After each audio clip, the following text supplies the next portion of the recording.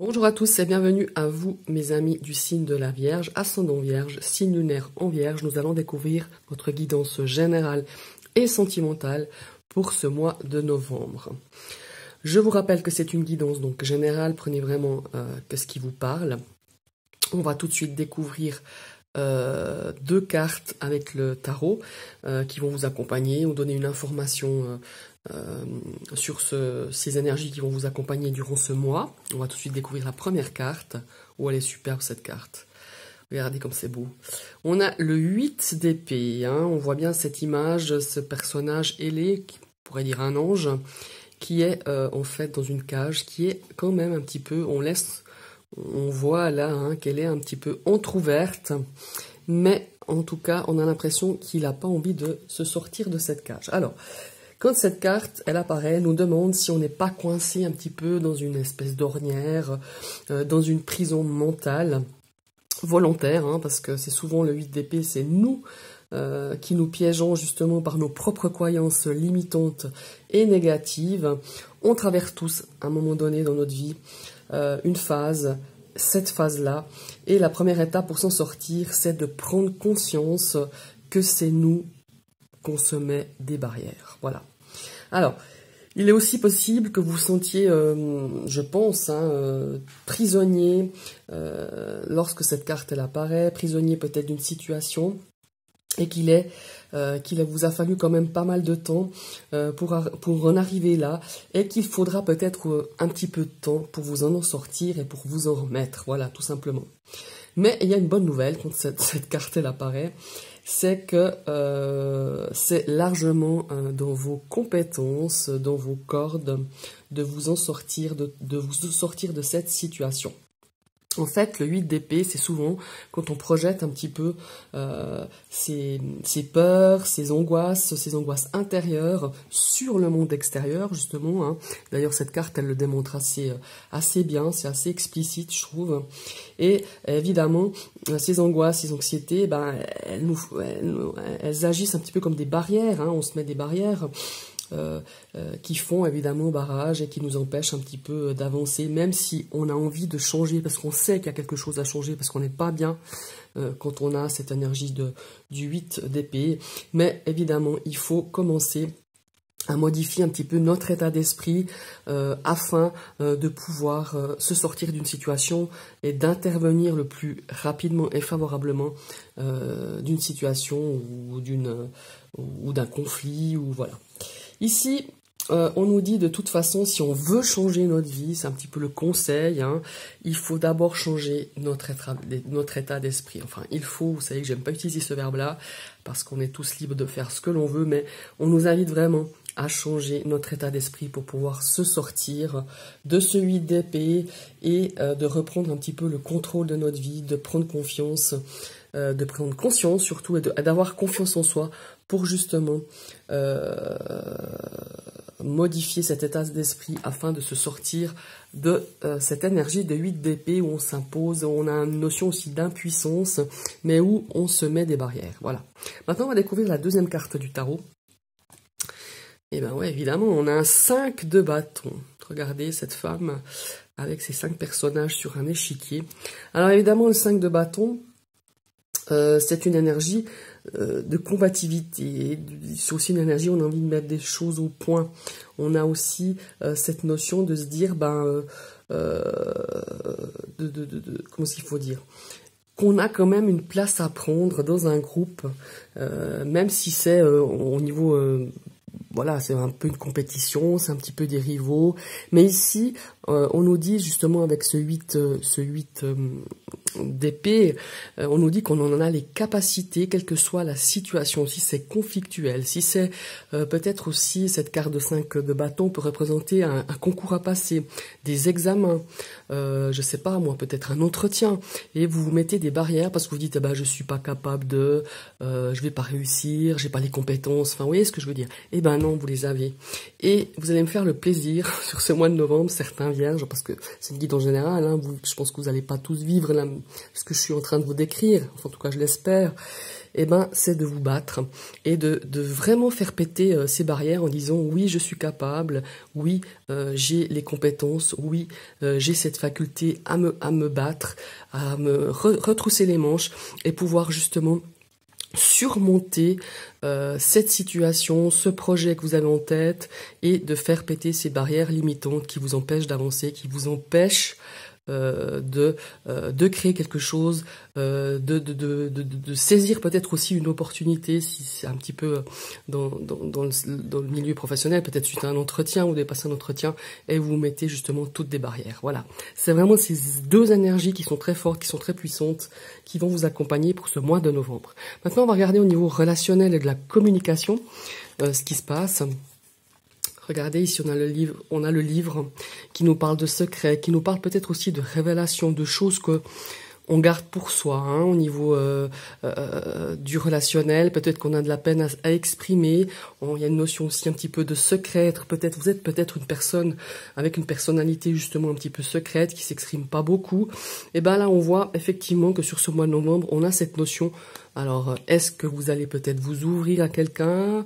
Peut-être votre communication sera beaucoup plus ouverte. On va voir avec les cartes qui suivent. Ouais, regardez, on a une notion de stabilité. Je vais regarder la troisième carte. Voilà, au sein du foyer. Là où je voulais en venir aussi, je m'excuse, hein, je reviens un petit peu en arrière. Quand je vois ce 8 d'épée et ce 5 de bâton, ça m'est venu tout de suite à l'esprit quand j'ai retourné aussi cette carte du livre. Le combat, il est peut-être intérieur aussi. Il y a quelque chose en vous qui vous empêche d'avancer. Il y a cette notion de s'emprisonner avec des choses qui limitent peut-être au niveau de votre combat intérieur. Et là, on vous dit de mettre en place, justement, de pouvoir peut-être aussi pouvoir vous libérer de tout ça. Et de prendre des décisions, mais de prendre vous-même les décisions. Voilà, c'est aussi ça qui vient tout de suite à l'esprit. Alors ici, on revient un petit peu ce côté relationnel et ce côté communication. Ici, on a besoin pour votre équilibre intérieur. Là, bon, on a la maison, ça représente le foyer, certes. Alors, moi, je parle déjà un petit peu de votre intérieur, de votre moi. Ici, on a besoin peut-être aussi de pouvoir peut-être exprimer des choses qui sont peut-être lourdes, que vous gardez secrètes depuis un certain temps. Pas forcément des choses incroyables, mais peut-être des choses que vous n'arrivez pas à exprimer pour retrouver un équilibre dans votre moi intérieur. Essayez de pouvoir exprimer vos sentiments face à vos relations, qu'elles soient amicales, familiales, personnelles, hein, avec des amis, enfin voilà. Il y a vraiment cette notion de trouver une stabilité, de pouvoir exprimer ce que l'on a au fond de son cœur, hein, c'est aussi ça. Ici, on a aussi peut-être au sein de votre clan, je dirais de votre foyer, de votre famille, on a des choses qui vont être exprimées, qui vont être révélées, qui vont être mises à jour et ça va vous donner un équilibre. Ça va vous donner une notion de stabilité aussi, hein, par rapport à une situation qui est peut-être, qui n'a pas, vous savez, les choses, il y a beaucoup de choses des fois dans le clan, je dirais, plus familial ou alors un clan amical que vous considérez comme votre famille, on a des non-dits. Et là, on nous invite vraiment pour vous trouver peut-être aussi une stabilité émotionnelle de pouvoir l'exprimer. Alors maintenant, on va passer au domaine professionnel. Alors le domaine professionnel, ici, on a justement tout ce qui est l'entourage, tout ce qui est le cercle professionnel. Ça peut parler aussi de clientèle, hein, si vous travaillez dans le monde si au niveau du travail vous avez affaire à des clients ou à des clientes, ici c'est ce qu'on nous parle. Ça peut être aussi le cercle de vos collègues aussi, hein, votre entourage au niveau du professionnel ou de vos activités. Regardez ici, on a la carte du serpent. Ici, à mon avis, au ressenti, on a beaucoup de jalousie, hein, on a de jalousie qui font partie un petit peu de votre ambiance professionnelle ou de vos activités. Ça peut être justement dans le cadre de vos collègues, ça peut être aussi au niveau de la clientèle. Peut-être que vous gérez un portefeuille ou vous gérez, comment est-ce qu'on dit, une partie clientèle et vous gérez super bien. Et ça crée des jalousies, ça crée un petit peu des coups bas un petit peu, hein, faut le dire, avec cette carte du serpent. Maintenant, on va voir ça. Et ça crée évidemment du stress. Ça vous stresse peut-être vous, ça crée un petit peu, comment est-ce qu'il faut dire, On a cette notion de... On a l'impression qu'on se donne à fond, que c'est jamais assez. On a cette notion aussi de perte de quelque chose. On a cette notion peut-être de perdre aussi une certaine motivation, de perdre un petit peu la confiance vis-à-vis aussi de ses collègues. Hein, c'est aussi bien possible. On a vraiment cette ambiance qui est pas très, voilà, pas très sympa dans le cadre de vos collègues. C'est ce que je ressens en tout cas à ce niveau-là. Mais tout ça ne doit pas vous faire perdre confiance parce que vous êtes, en tout cas on me le dit dans l'oreillette, votre travail vous le faites convenablement, vous le faites avec votre cœur, vous êtes apprécié si vous avez affaire justement à des clients ou à des clientes et ça ne doit pas vous déstabiliser et ça ne doit pas justement avec ce 8 d'épée vous atteindre, parce qu'on cherche à vous atteindre, et prenez un petit peu de recul justement vis-à-vis de ça, vis-à-vis de ce domaine professionnel, si c'est le cas, que vous avez justement des gens qui sont jaloux de vous et qui vous jouent un petit peu des coups bas. Maintenant, on va regarder un petit peu dans le domaine matériel et financier, hein, on va regarder un petit peu ce qui se passe. Ici, on a du mouvement, on a des choses, on a des nouvelles, on se déplace peut-être... pour faire des achats, on se déplace peut-être, on a peut-être des nouvelles qui vont être, on va voir après les deux cartes qui suivent, mais qui vont être peut-être positives dans le domaine matériel. On va regarder tout de suite. Et on a la carte de l'arbre qui nous donne vraiment une bonne stabilité dans ce domaine-ci. On va peut-être, je sais pas, moi peut-être qu'on va se déplacer pour aller... peut-être dans une maison familiale, hein. On va peut-être investir justement dans une maison de famille, c'est bien possible. En tout cas, au niveau de ce domaine-ci, avec cette carte de l'encre, cette carte de l'arbre, pardon, ça nous donne une certaine stabilité dans vos finances. On voit qu'elles sont saines, on voit qu'elles sont équilibrées, qu'elles sont très bien gérées. Maintenant, on va voir la troisième carte. On va regarder. On a la carte du lys. On a cette carte qui est vraiment qui donne en tout cas une certaine, comment est-ce qu'il faut dire, une certaine assurance, une certaine expérience, une certaine maturité, que ça soit dans le domaine des investissements, que ça peut être des investissements financiers ou mobiliers.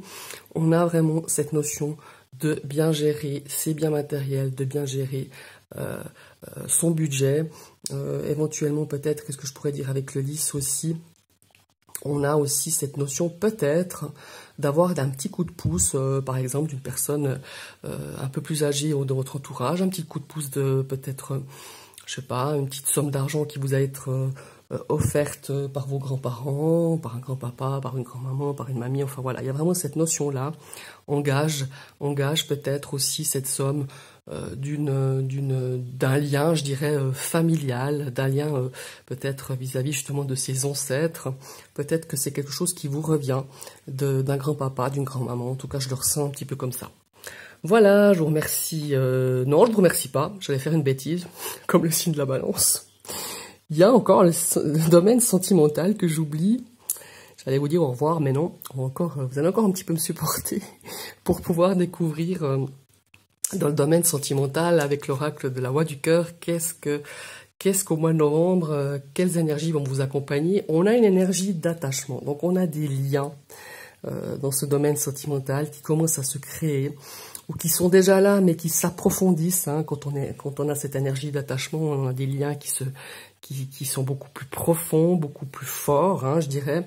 Maintenant, on va voir avec les cartes suivantes. Waouh, on a l'amour. Bon.